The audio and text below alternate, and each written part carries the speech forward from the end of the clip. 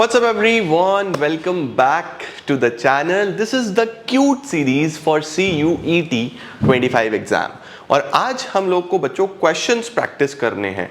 तो national income के questions अब 5 बजे आपके पास आ रहे हैं, रात को 8 बजे आपके पास फंडामेंटल्स के भी हम लोग क्वेश्चंस डिस्कस करेंगे। और मुझे कमेंट सेक्शन में जरूर बताना कि आपके आउट ऑफ 30 मार्क्स कितने आए हैं, क्योंकि वो बहुत इंपॉर्टेंट है, राइट? तो आइए जल्दी से शुरू करते हैं और देखते हैं नेशनल इनकम से अब रिवीजन करने के बाद, चीजें प्रिपेयर करने के बाद आपके कितने नंबर बनते हैं। Let's begin.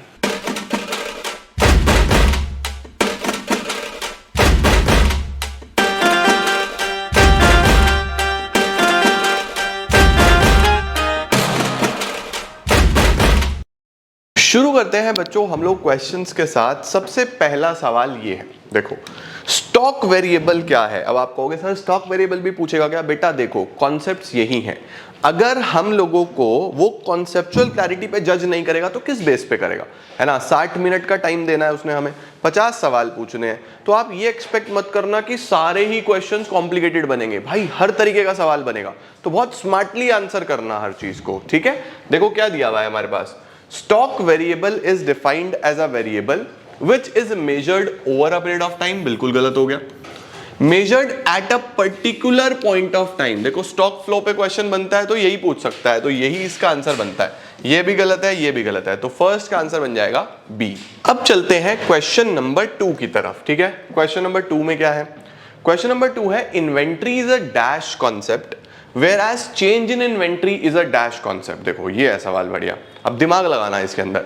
इन्वेंट्री कौन सा कॉन्सेप्ट है? इन्वेंट्री बेटा या ओपनिंग है या क्लोजिंग है। इन्वेंट्री हमेशा एक पॉइंट ऑफ टाइम पे मेजर होता है, तो इन्वेंट्री होगा हमारे पास स्टॉक कॉन्सेप्ट। अब स्टॉक इन दो में है तो ये तो बिल्कुल गलत हो गए। तो inventory is a stock concept whereas change in inventory is a flow concept। तो आंसर बनेगा A, change in inventory is a flow concept. Done है बच्चों, परफेक्ट। चलो आगे चलते हैं। तीसरा क्या है? Which of the following is considered as real flow in circular flow of income. अब देखो सर्कुलर फ्लो से अगर क्वेश्चन बनता है तो किसको रियल फ्लो, किसको मनी फ्लो? रियल फ्लो में ही तो flow of goods and services होता है। आओ जरा देखें। Flow of factor services from household to firm, ठीक है। Flow of goods and services from firm to household, ये भी ठीक है। बोथ ए एंड बी, या फ्लो ऑफ पेमेंट्स, पेमेंट्स में तो बिल्कुल भी नहीं। बोथ ए एंड बी आ जाएगा, क्योंकि देखो सर्विसेज दे रहे हैं अपने हाउस होल्ड फर्म्स को और फर्म्स हाउस होल्ड को क्या दे रही हैं? गुड्स और सर्विसेज, तो दोनों में गुड्स और सर्विसेज ही है। इसी को हम लोग रियल फ्लो बोलते हैं और इसी को हम लोग फिजिकल फ्लो भी बोलते हैं। ध्यान रखना, फिजिकल फ्लो। मनी फ्लो को नॉमिनल फ्लो भी बोलते हैं, ठीक है? तो इसमें बोथ आ जाएगा। आओ सर आगे चलते हैं। Number 4, which of the following is considered as a part of nominal flow. अब देखो नॉमिनल फ्लो किसको बोलते हैं? मनी फ्लो को, है ना? तो क्या है? Flow of goods and services, नहीं sir. Flow of payments, yes. Flow of services, नहीं सर। बी पार्ट, इसका आंसर बन जाएगा बी। डन, क्योंकि नॉमिनल फ्लो किसको बोलते हैं? मनी फ्लो को बोलते हैं। Okay done sir. चलो उसके बाद 5th पे चलते हैं। Out of the following which is not a macro economic variable. अब देखो आपके सिलेबस में माइक्रो मैक्रो है, तो आपको पता होना चाहिए कौन सा माइक्रो का है, कौन सा मैक्रो का है, ठीक है? आओ जरा देखें।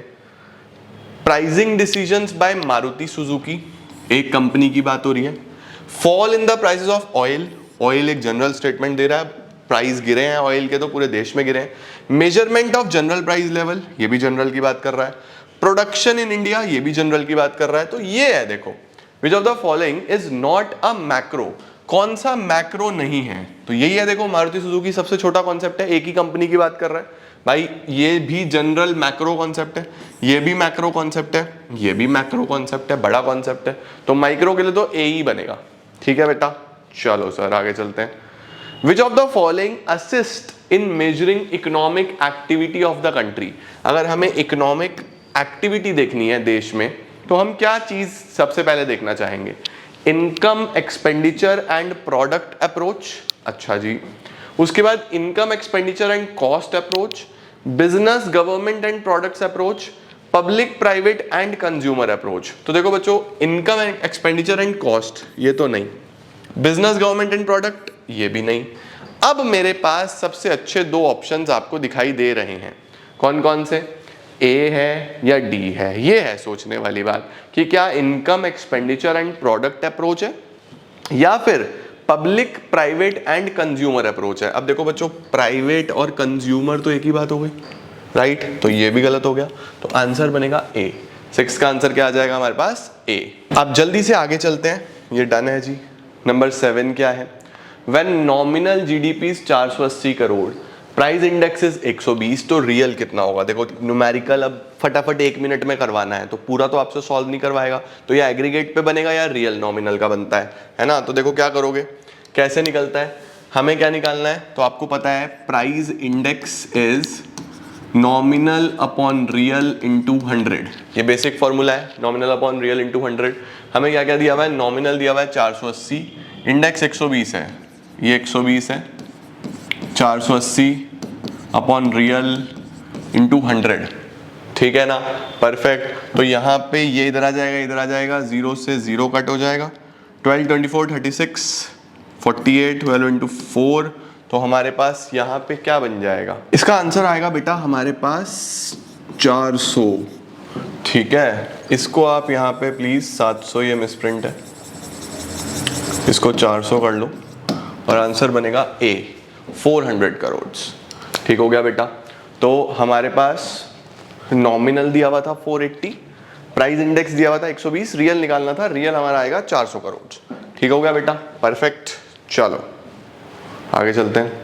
Which of the following is best suited as an example of a normal resident of India?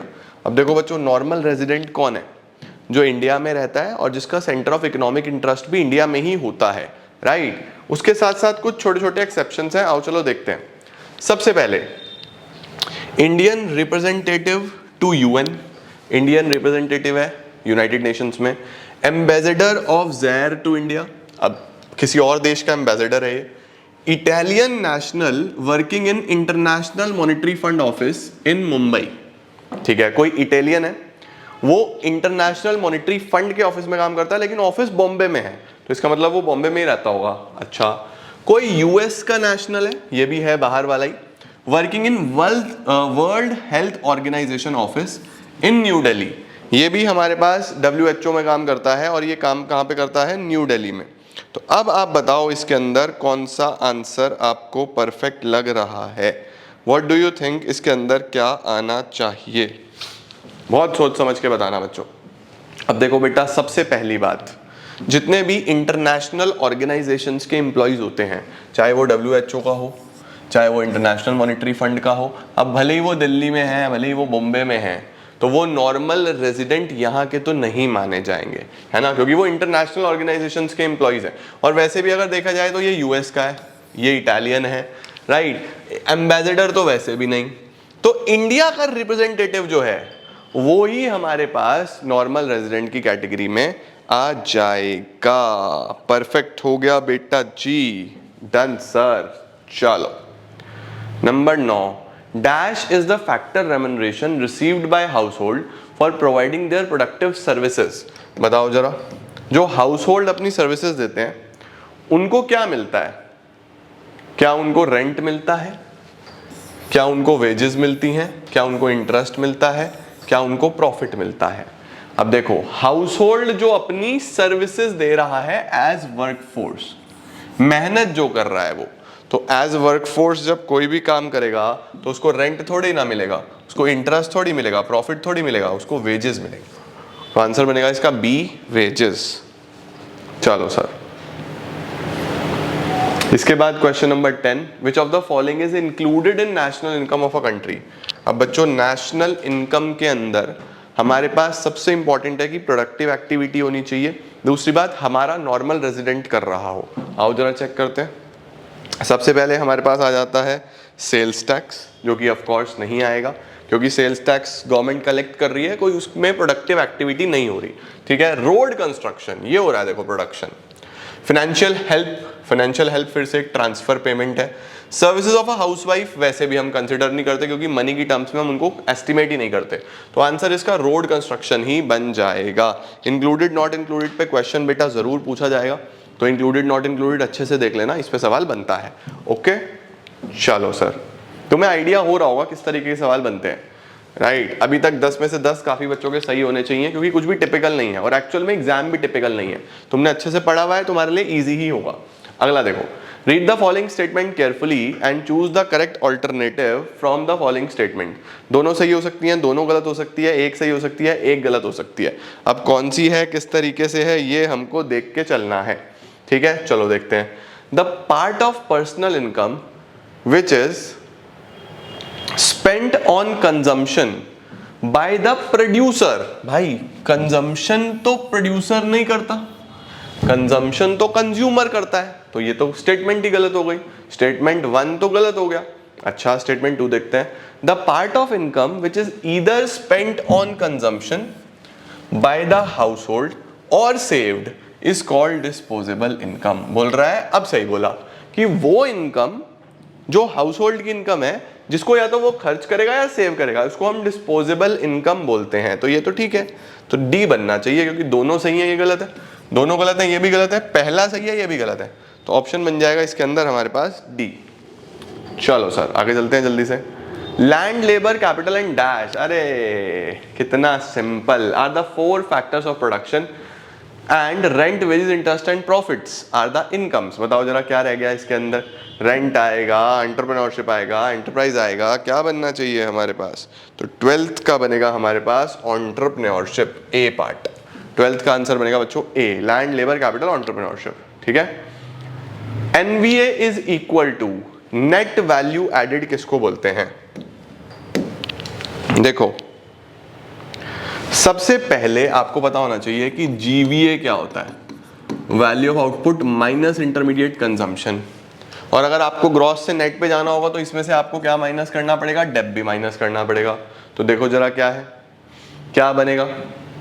Net value added is equal to payment accruing to factors of production, compensation to employees, wages plus rent, value of output minus depreciation. तो इसमें ये तो बिल्कुल भी नहीं है, ये भी नहीं है, ये भी नहीं है, ये बन जाएगा हमारे पास कि नेट वैल्यू एडेड किसके बराबर आएगा, the payment accruing to factors of production.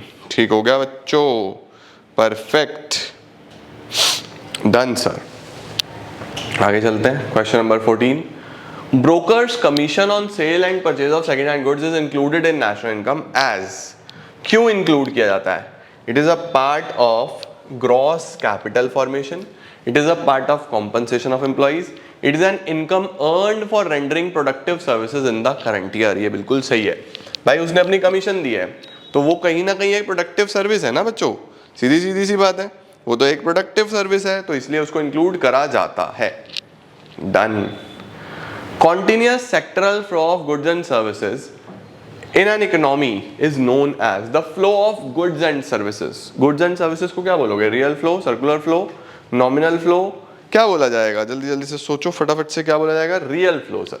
Goods and services के लिए हम रियल फ्लो टर्म यूज करते हैं। ठीक है, आंसर ए बनेगा। Per capita national income means, per capita का मतलब समझते हो बच्चों, पर कैपिटा का मतलब होता है पर पर्सन, पर पर्सन निकालने के लिए national income divided by population कर देते हैं। तो total capital population, population NNP, none of the above, NNP upon population, यही बनेगा, एनएनपी डिवाइडेड बाय पॉपुलेशन। अब चलेंगे बेटा जी अगले सवाल पे, क्वेश्चन नंबर 17। ये अच्छा सवाल है, इसको बहुत ध्यान से देखना है, बहुत ध्यान से करना। देखो क्या दिया हुआ है। If GVA at MP 7000 crore, intermediate consumption is 3000 crore and the ratio of sales to change in stock is 4:1। Sales कितना होगा। देखो सबसे पहले तो यही बात है कि सेल्स कितना होने वाला है। तो सबसे पहले ये समझो कि जीवीए एट एमपी क्या होता है, value of output minus intermediate consumption, होता है या नहीं होता है। और जीवीए एट एमपी कितना दिया हुआ है, 7000। वैल्यू ऑफ आउटपुट कितना है हमें नहीं पता, इंटरमीडिएट कंजम्पशन कितना है, 3000। ये इधर माइनस में है तो इधर आगे प्लस में होगा, तो वैल्यू ऑफ आउटपुट की वैल्यू निकल के आएगी 10,000। ये आ गया 10,000। और sales to change in stock की रेशियो 4:1 है, यानी कि sales upon change in stock जो है वो 4:1 है, ये है। अब मेरे पास जो टोटल वैल्यू निकली वो कितनी निकली, 10,000 रुपए। इन दोनों की टोटल वैल्यू कितनी निकली, 10,000 रुपए निकली। तो एक बात बताओ मुझे, जल्दी से एक बात बताओ मुझे, अगर रेशो ये है 4/1, तो क्या मैं इसको ऐसा लिख सकता हूं कि sales ratio change in stock is 4:1। तो सेल्स कितना होगा, सेल्स होगा जो भी टोटल है 4/5 टोटल का 4/5 होगा या नहीं होगा। अब टोटल कितना है, टोटल है मेरे पास 10,000, मैंने निकाला ही है। तो सेल्स कितनी होगी, 10,000 इंटू 4/5, 4 इंटू 2000, 8,000 की सेल्स आ गई। 8,000 की हमारे पास सेल्स आ गई, हमें सेल्स निकालनी है। और चेंज इन स्टॉक कितना आ जाएगा, 2,000, सिंपल। ठीक है, डन हो गया, बढ़िया सवाल। नेक्स्ट क्या है, Which of the following is included in inventory investment? Inventory investment में क्या आता है, inventory investment का मतलब change in stock। अब change in stock किस चीज का होता है, change in stock of raw material 100%, change in stock of semi finished goods 100%, change in stock of finished goods, yes, all of these। तो 18th का आंसर बन जाएगा बच्चों हमारे पास यहाँ पे D, all of these। जल्दी जल्दी से इसका भी आप लोग स्क्रीनशॉट ले लो, परफेक्ट। चलें आगे, डन सर। 19 पे चलो। The sum of NVA at FC of all the producing units in domestic territory gives.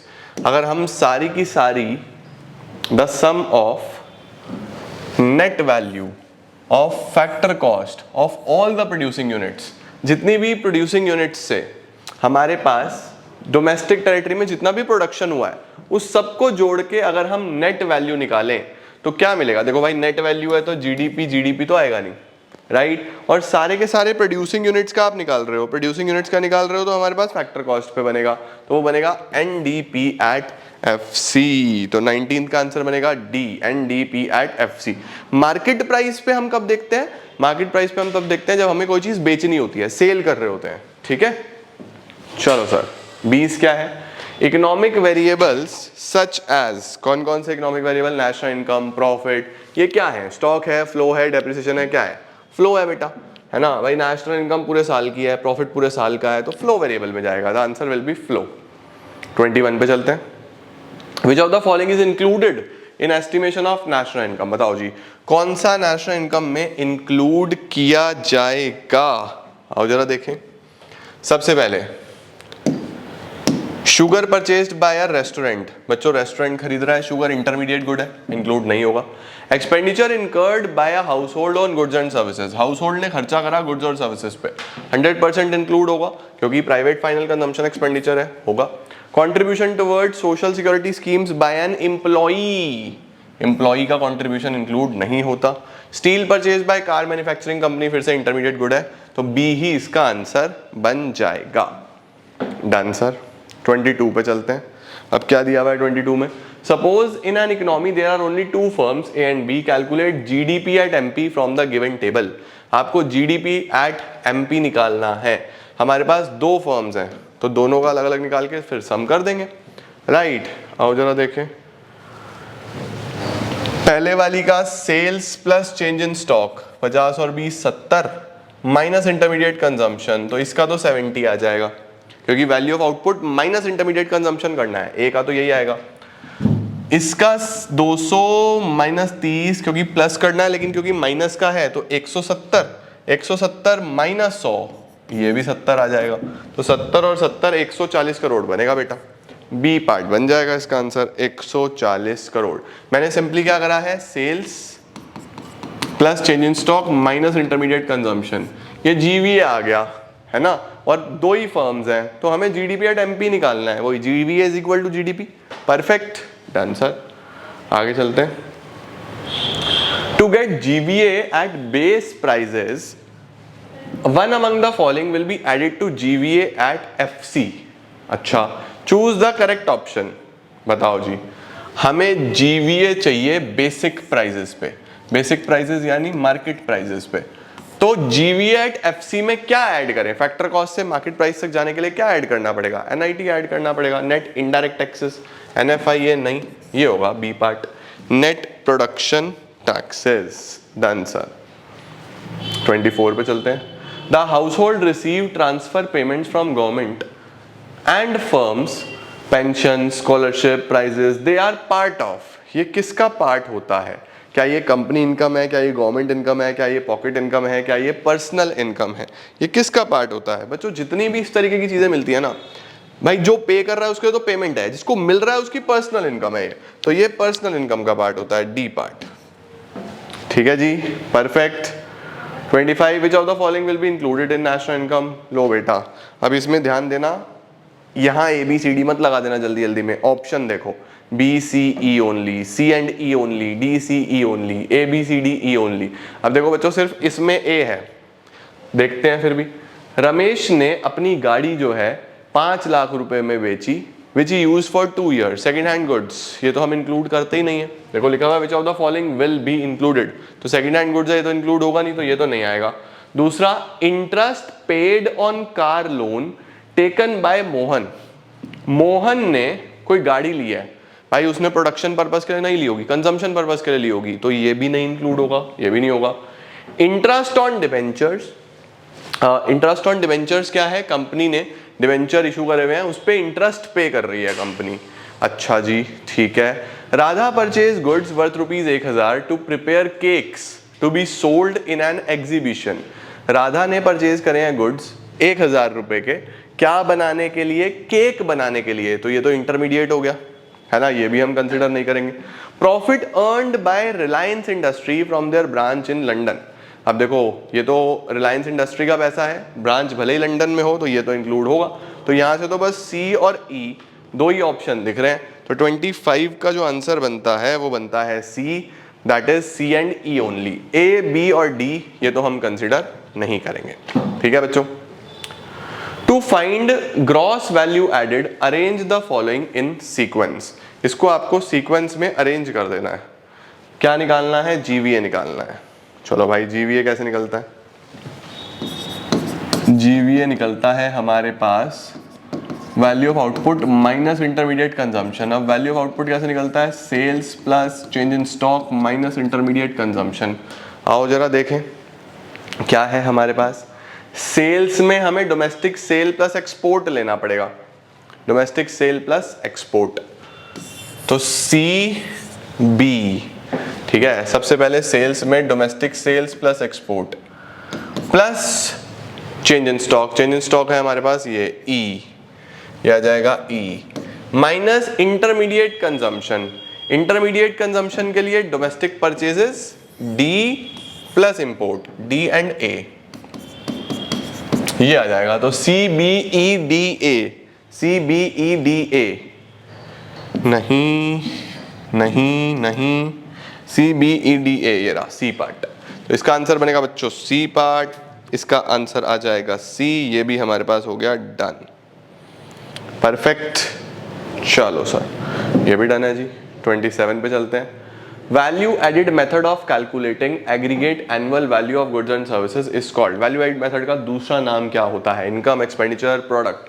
Product इसका आंसर बनेगा बच्चों, 27 का आंसर बन जाएगा प्रोडक्ट। ठीक है जी, चलो सर नेक्स्ट क्या है हमारे पास? Net national product at factor cost also called national income includes. क्या क्या आता है? ट्रांसफर इनकम आता है? नहीं।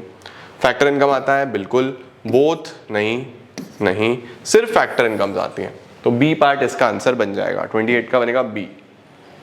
29 अगला सवाल क्या आ रहा है बच्चों? नेक्स्ट है gross national product at market price is denoted by GNP at MP। ठीक है, GNP एट MP। ओके, फिर नीचे 4 फॉर्मूलाज दिए हुए हैं, तो इसका बेस्ट सूटेड कौन सा फॉर्मूला है? GDP at MP minus NI। बेटा सबसे पहले नेशनल है तो ये तो गलत हो गया भाई, डोमेस्टिक में NFIA जोड़ूंगा तो नेशनल बनेगा ना, तो ये तो गलत ही है। GDP at MP minus depreciation, तो डेप्रिसिएशन माइनस करके डोमेस्टिक से तो नहीं हटेंगे। GDP at MP plus NFIA। अब देखो GPMP डोमेस्टिक में NFIA जोड़ूंगा तो नेशनल बन जाएगा ना, परफेक्ट, तो C इसका आंसर बन जाता है। ठीक है बेटा, डन सर। अब चलते हैं बेटा लास्ट क्वेश्चन पे, जो कि है ये। क्या दिया है हमारे पास, जीडीपी एट एमपी दिया हुआ है, कितना दिया हुआ है sir GDP at MP, GDP at MP दिया हुआ है 2100, ओके, जीडीपी एट एमपी है 2100, ठीक है। और क्या दिया हुआ है, net factor income from abroad 200, NFIA बेटा जी 200 दिया हुआ है, value of NIT is 100, NIT का वैल्यू दिया हुआ है 100, और नेशनल इनकम यानी NNP एट FC ये दिया हुआ है 1900, ठीक है। The value of dep will be, हमें डेप्रीसिएशन निकालना है, अच्छा जी ठीक है। तो ग्रॉस से नेट पे जाने के लिए माइनस डेप करना पड़ता है, देख लेंगे अभी, यही निकालना है। डोमेस्टिक से national plus NFIA, PP same होता है मार्केट प्राइस से फैक्टर कॉस्ट माइनस NIT, तो प्लस डेप तो निकालना ही है, ग्रॉस से नेट पे जाने के लिए माइनस डेप ये तो निकालना ही है। NFIA हमारा 200 है, NIT 100 है, लो जी। अब 1900 इज इक्वल टू 2100 प्लस 200, 23 और 1 23 माइनस 2100, 22 23, 23 माइनस 100,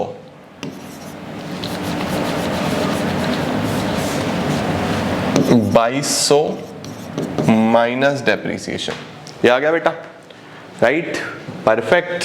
अच्छा सर अब डेप इधर भेज दो, ये इधर भेज दो, dep is equal to 2200 minus 1900,